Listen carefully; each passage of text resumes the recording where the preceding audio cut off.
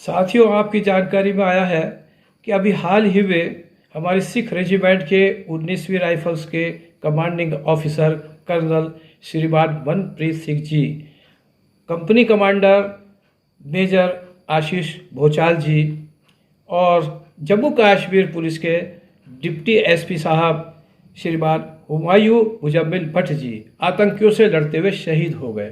पूरा देश उनको श्रद्धांजलि दे रहा है। मैं सबसे पहले अपने ओर से, अपने दिल से उनको श्रद्धांजलि देता हूँ। भगवान उनकी आत्मा को अपने चरणों में स्थान दे और उनके परिवार को इस दुख की घड़ी में सहन शक्ति दे। हम सब का ये कर्तव्य है कि हम उनके परिवार के साथ आजीवन उनके सुख दुख की परवाह करें और उनके साथ रहें। अब मेरा इस वीडियो का मकसद क्या है वो मैं आपको बताता हूँ और विश्वास करता हूँ, उम्मीद करता हूँ कि अगर आपको ठीक लगता है तो आप इसको जितना ज़्यादा से ज़्यादा आगे बढ़ाएं, समाज में इसको बताएं और विशेष करके हमारे जो सांसद हैं उनकी जानकारी में डालें। और ये वीडियो इस मकसद से मैं बना रहा हूँ कि मैंने कर्नल अमित साहब का जब ये शहादत हो गई उसके बाद उनका एक मैंने इंटरव्यू सुना, उसमें उन्होंने ये बताया है कि ये शहादत या हमारे जो जवान सेना के अफसर क्यों शहीद हो जाते हैं, इसके पीछे क्या कारण है। तो उस संबंध में मैं कुछ बताना चाहूँगा। बहुत ही महत्वपूर्ण बात है।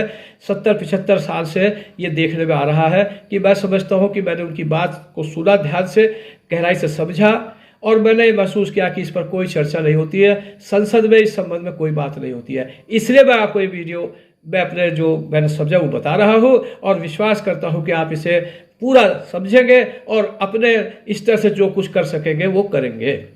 सबसे पहले उन्होंने जो बात बताई वो ये बताई कि जिस प्रकार से जो इनकाउंटर के लिए हमारे अधिकारी जाते हैं सेना के या पुलिस के, वो फ्री माइंड से नहीं जा पाते हैं।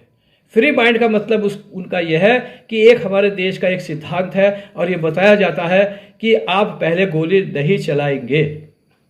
ये जो है कि आप पहले गोली नहीं चलाएंगे, ये उनके दिमाग में रहता है और ये बताते हैं कि जो पहला ही जो कहना चाहिए कि पहला ही जो स्टेप ले लेता है, जो हावी हो जाता है, उसी की जीत होती है और ये सब आप जानते हैं। तो हमारी सेना के हाथ बंधे हुए हैं एक तरह से, ये उनका कहना था।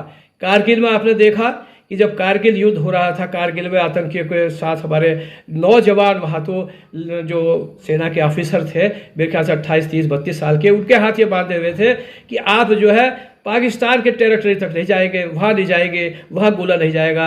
आपने देखा पिछले दिनों, अभी कुछ साल पहले कश्मीर में आपने देखा कि AK-47 राइफल लेके जवान जा रहा है, पत्थरबाज पत्थर मार रहे हैं, बदतमीजी कर रहे हैं, उसके हाथ बंधे हुए हैं।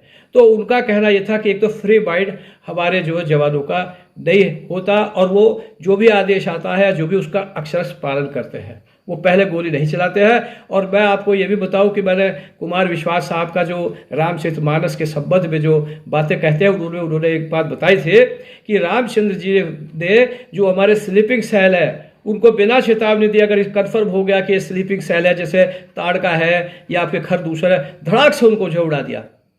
तो बाहर के देशों से अगर कोई ऐसी बात है तो वार्ता की जरूरत है, लेकिन देश में अगर इस तरह का स्लीपिंग सेल है, जैसे ये मुखबिर जिसको ये बताते हैं कि उसे डबल स्टैंडर्ड खेला और भी, तो ये कैसे बन गया इतना बड़ा, धड़ाक छोड़ा दे। लेकिन हमारे सेना के अधिकारियों का फ्री माइंड नहीं छोड़ते। तो एक तो ये बहुत बड़ी बात है। दूसरा एक और बहुत बड़ी बात है, वो ये है कि जो हमारे सेना के अधिकारी जवान जब ऐसे ऑपरेशन पे जाते हैं तो ऑपरेशन पे ऐसे जाने पे कोई कोलैटरल डैमेज होता है। उनका शब्द जो उन्होंने यूज की शब्दावली कर्नल अमित साहब ने कि कोलैटरल डैमेज हो जाता है। उसका मतलब क्या है कि ऑपरेशन करते वक्त अपने टारगेट को, अपने उद्देश्य को पूरा करने में कुछ नुकसान हो जाता है। ये भी हो सकता है कि कैजुअलिटी हो जाए, कोई जवान से अपना ऑपरेशन पूरा करने में कोई ऐसी बात हो कि जनता को कोई हमारा जो नागरिक है उसकी मृत्यु हो जाए, कुछ और हो जाए। तो वो जो है उस संबंध में जो इंक्वायरी होती है, इन्वेस्टिगेशन होता है, वो सालों साल चलता रहता है, मानसिक तनाव होता है। और उसके बाद अगर कहीं उसके खिलाफ मानवाधिकार आयोग वाले या कोई FIR कर देते हैं तो फिर वो लड़ता रहता है उस मामले में और बहुत सालों तक जो है वो मुकदमेबाजी में उलझा रहता है। और देशों में ऐसा नहीं होता संभवतः, क्योंकि कोलैटरल डैमेज यदि हो रहा है सद्भावना से, आप चाहे इंक्वायरी पहले कर लें, इंक्वायरी भी समयबद्ध होती है, 2 महीने में, 3 महीने में आप इंक्वायरी इन्वेस्टिगेशन पूरा करें। सालों साल नहीं हुआ करता कि सालों साल चलेगा। तो अगर इस तरह से इंक्वायरी में आपको दिखाई दे कि वो एक ऑपरेशन के तहत कार्य कर रहे थे और कोलैटरल इस तरह का एक डैमेज जो ना चाहते हुए भी हो गया, उसकी जिम्मेदारी सरकार को लेनी चाहिए, उनका बचाव करना चाहिए। अगर मुकदमा भी लड़ना है तो सरकार को उनकी सहायता करनी चाहिए, मुकदमा लड़ना चाहिए। यदि कोई एफआईआर कराता है, उसको मुलजिम बनाता है हमारे सेना के अधिकारी जवान को, तो वो जो है मुकदमा लड़ता रहता है, अपना जो है परेशान होता रहता है, सरकार उसकी सहायता नहीं करती। यहाँ पर इस प्रकार से जो लोग हैं मानवाधिकार आयोग वाले या जैसे भी आप कह लो, या कोई मुकदमा करता है तो इंक्वायरी कर लीजिए। आप पहले देखिए कि अगर उसने जो है कोई अपराध किया है, सेना के अधिकारी ने कुछ इस तरह की बात करी है, तो आप भले ही उसको छोड़ दें कि अपना डिफेंस करो। लेकिन अगर कोई ऑपरेशन पे, जैसे ये ऑपरेशन करा हमारे कमांडिंग ऑफिसर साहब ने, इसमें अगर कोई कोलैटरल डैमेज हो जाए या और भी ऑपरेशन होते हैं, तो फिर ये तो सरकार की जिम्मेदारी है कि वो इसको देखे। आपको याद होगा, मुझे याद है, आपको भी याद दिलाता हूँ कि एक बार एक हमारे मेजर साहब थे, उन्होंने जीप पर एक आतंकी को बांध लिया था और तब चले थे, आगे आतंकी को बांध लिया। इस पर बड़ा हो हल्ला मचा। उन्होंने क्यों किया? क्योंकि जिससे बचाव हो जाए, जवानों का हमारा बचाव हो जाए, इस पर हो हल्ला मचा। उनकी इंक्वायरी की बात आई है, उनका तो मानवाधिकार हो गया आतंकियों का कि जीप पे क्यों बांधा, और अगर वो ना बांधे जीप पर और उनको कोई मार दे उनका, उसको कोई नहीं देखता। या आतंकी जो है पब्लिक की, जनता की आड़ में और जो है आतंकवाद फैलाते हैं, उसे कोई नहीं देखता। तो ये सारी चीज़ें क्या है कि ये कोलैटरल डैमेज की है, और फ्री माइंड से जो है हमारे जो अधिकारी, सेना के जवान, वो फ्री माइंड से काम नहीं कर पाते हैं। इस तरह की एक पॉलिसी, इस तरह की चीज़ें हैं, तो इन चीज़ों को देखना चाहिए। उन्होंने एक उदाहरण दिया इस संबंध में। एक और भी बात है, पहले उदाहरण से पहले और मैं बता देता हूँ कि जो हैंडीकैप्ड हो जाते हैं, जो हमारे लड़ते हुए जवान, सेना के अधिकारी कुछ हैंडीकैप्ड हो गए, कुछ बात हो गई, किसी का हाथ कट गए, कुछ बात हो गई, तो ये आप समझिए कि उनको जो है कोई कंपनसेशन मिलता है या पेंशन की कोई बात है या इस तरह की कोई बात है, तो उनके लिए भी अधिकतर देखा जाता है कि अदालतों के चक्कर उनको काटने पड़ते हैं। वो अदालतों के चक्कर लगाते हैं, और इसमें ब्यूरोक्रेसी का उन्होंने बताया कि बहुत बड़ा दोष है कि वो गुमराह करते हैं और पहले तो साइलेंट रहते हैं। आप एप्लीकेशन दीजिए, कंपनसेशन कम दिया, उसको बढ़वाने के लिए इस तरह साइलेंट रहते हैं। फिर जब इस तरह की बात नहीं बनती है वहाँ से, तो कोर्ट में चले जाते हैं। फिर अधिकारी कहने लगते हैं कि मामला कोर्ट में चला गया, अब हम क्या कर सकते हैं। तो काफ़ी समय तक वो जो है इस मामले को टालते रहते हैं, जबकि ऐसा नहीं होना चाहिए। अगर है तो जो कुछ है वो तुरंत इस संबंध में सद्भावनापूर्वक हमारे जो सिस्टम है, अधिकारी है, जो भी लोग हैं, उनको जो देना है वो तुरंत उनको सद्भावना से दे, उनको अदालतों के चक्कर न काटने पड़े। एक उन्होंने उदाहरण बताया था कि सुप्रीम कोर्ट तक एक मामला गया, उसमें चीफ जस्टिस साहब ने जब ये बात देखा कि सरकार किस तरह से मुकदमा लड़ रही है, जबकि इतना जायज़ है उस जवान का मामला, उनकी आंखों में आंसू आ गए। तो सरकार सबसे बड़ी मुकदमेबाज हो रही है इस संबंध में। ये सुप्रीम कोर्ट भी कहता है, अदालतें भी कहती है कि सरकार जो है वो हमारे देश की वो सबसे बड़ी मुकदमेबाज है।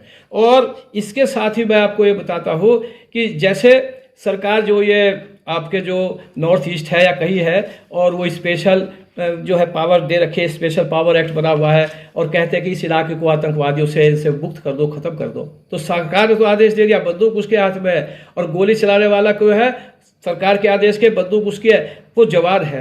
तो एक तरफ तो आप आदेश दे देते हैं। उन्होंने एक उदाहरण देकर बताया कि इस प्रकार से नॉर्थ ईस्ट में एक ऑपरेशन किया गया, और उसमें कोई इस तरह से कोई एफआईआर हो गई, कुछ जनहानि हो गई होगी, तो वो कैप्टन के का जो है वो दोष था, और उसके खिलाफ कार्रवाई हुई, और वो ब्रिगेडियर हो गया जब तक उस कार्रवाई को फेस कर रहा है वो। तो ये इस तरह की जो स्थिति है, उससे क्या होता है कि जब एक हमारा जो सेना का जवान है वो 14-15 साल में, 16 साल में जो रिटायर्ड होने जा रहा है, 1-2 साल की सर्विस रह गई, और उसको जो है वो अगर कहीं जाना पड़े इस तरह के ऑपरेशन में, तो उसके दिमाग में एक चीज़ ये रहती है कि भाई कोई ऐसी बात ना हो जा कि मैं मुकदमेबाजी में उलझ जाऊँ, मैं एक बारी फेस करूँ, और तो वो जो है वो हाफ हार्टेड हो जाता है। कंसंट्रेशन उसकी अपने ऑपरेशन पर नहीं रहती, ये रहती है कि भाई इसके बाद कहीं मुझे परेशानी में आ जाऊँ। तो ये जो है इसको कहते हैं फ्री माइंड उसका नहीं रह पाता है। और इसी संबंध में अगर आप देखें तो मैं और बातें शायद बाद में होगी। पहली बात, इसमें एक और चीज़ मैं कहना चाहता हूँ कि हमारे यहाँ अभी आई है एक अग्निवीर अग्निपथ योजना, उसमें तो 5 साल की सर्विस है। बहुत से ये कहते हैं कि साहब इसको जो है बड़ा सोच समझ के बनाया गया है। ये क्या सोच समझ के बनाया गया है?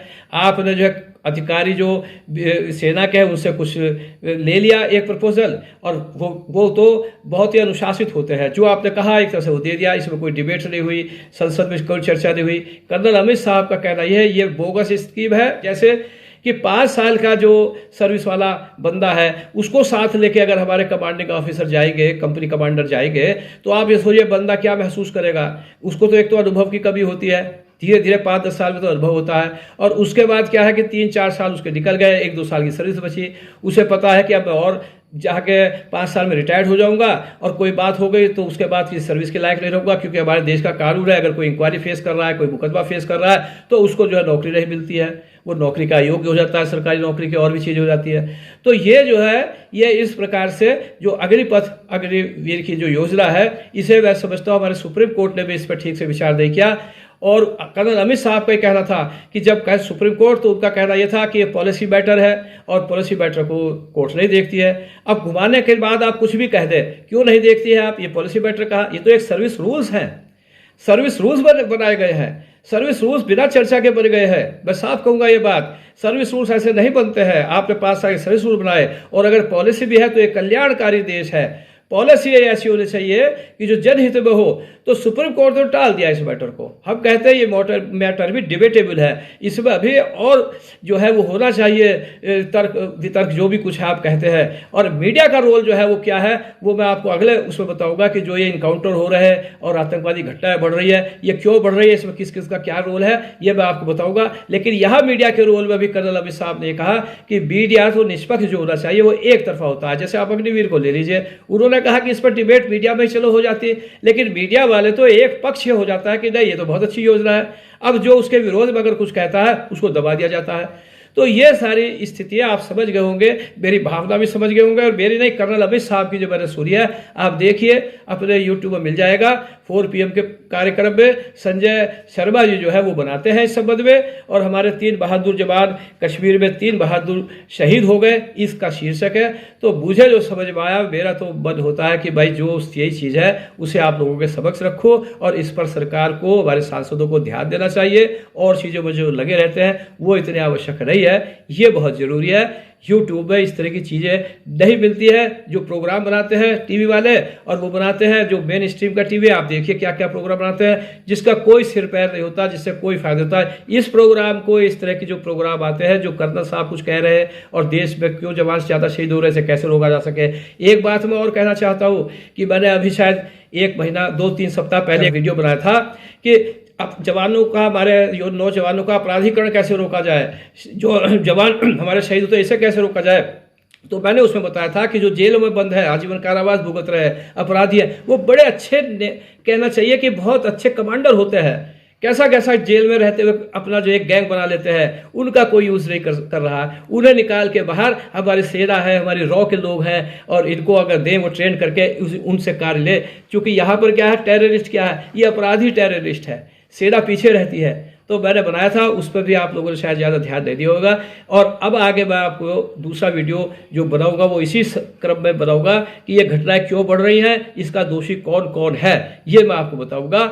और इस संबंध में आप अगर महसूस करते हैं कि बात सही है, तो भाई हमारे जवानों की, सेना के, पुलिस के, कैसे उनका जो है वो शहादत रोकी जाए, इस संबंध में जो बातें हैं कुछ आप और विचार कीजिए, आप इसका जो अनुसंधान कीजिए, खोजिए, विश्लेषण कीजिए, और इस बात को सांसदों को और हमारी सरकार को अवश्य बताइए। जय हिंद, जय भारत।